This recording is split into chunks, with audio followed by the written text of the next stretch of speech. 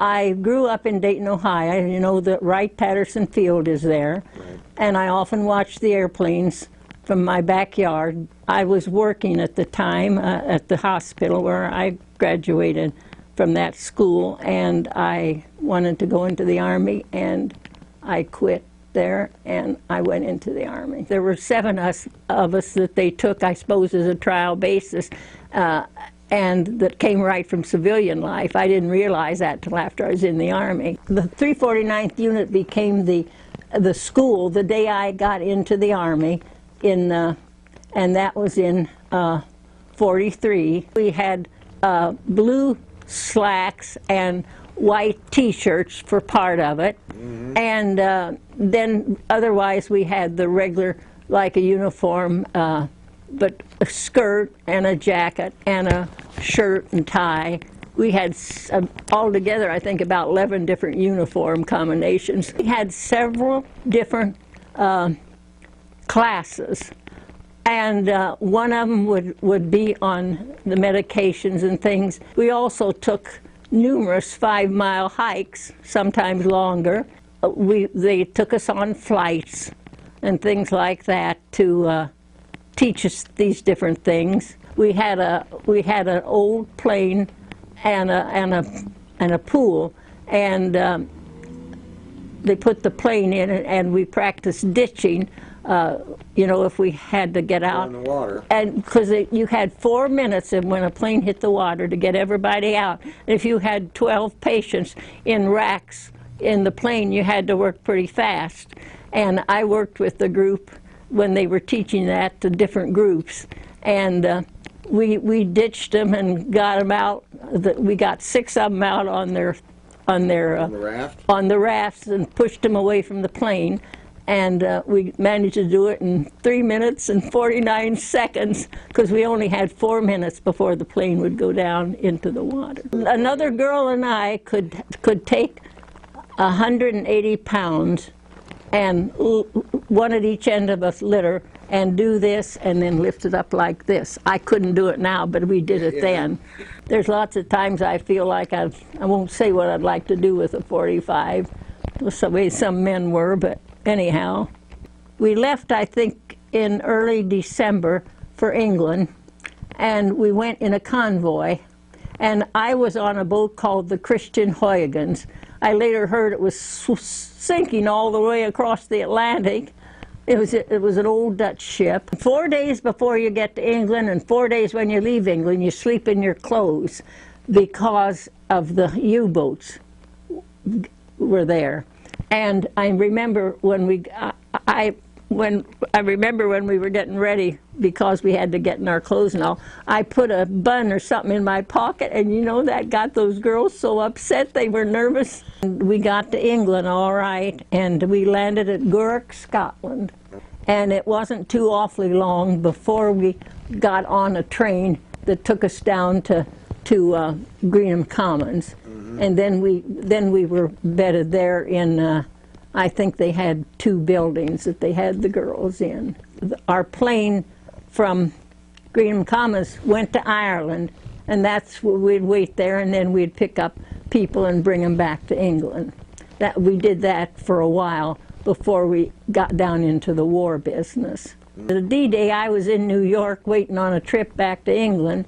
I got off at Newfoundland, and one of the girls from my group was there, and she said they're going to have a big to-do when you get in New York.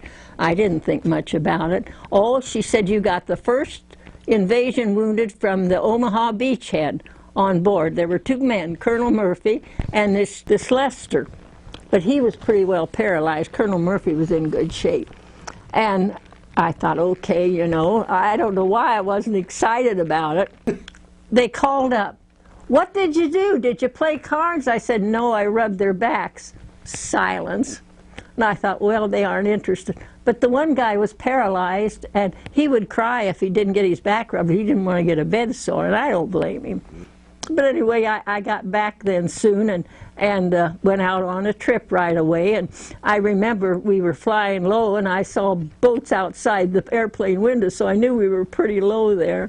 I was with the 811th from 43 until after 45. Then I went to the 806th.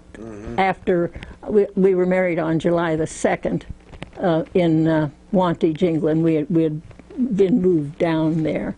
After our honeymoon, we had some honeymoon in Paris and France, some of those places. We had a few days, and then we had to go and wait for a plane to take me to go back to England, he to go back to Germany. So we did that. And William, at that time, was with an air fighter group over there. Oh, and I thought, so I would go over there, then I'd have a chance to see him on occasion. And so that's what we did. One time, I called when I landed, because it was near there, and he said he'd come to the field and see me, but they waited a while, and then they took off, and he got on the field as my plane was going in the air.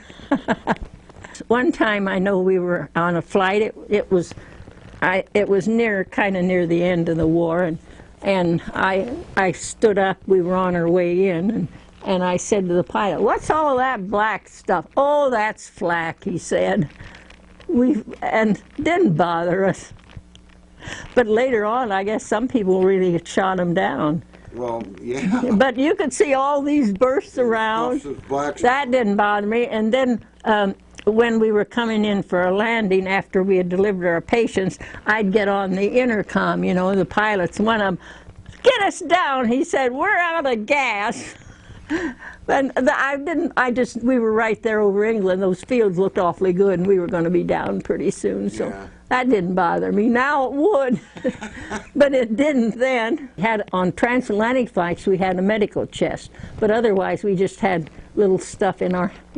I had a little suitcase, and I just put things in it. I wished I'd kept better track, but I'm sure I crossed the Atlantic 16 times or more. Yeah. And we had other flights from like Belgium into France and all that kind of stuff. On one flight near the end of the war, I had one fellow, he had an accident over there, and he had drains in his brain. And his bandage kept coming off. And I washed with alcohol, that's all I had, and put one on. Well, he thought it did better than the others, but I was, concerned because didn't want him to get infection. And when we got from France, we got to England, and were landing on the runway, I stood up to see if he was still okay. The plane hit a bump and threw me against the bulkhead, and I did have a headache for a while from that. I thought it was all very interesting. I really liked the Army. I liked seeing places and taking care of patients. And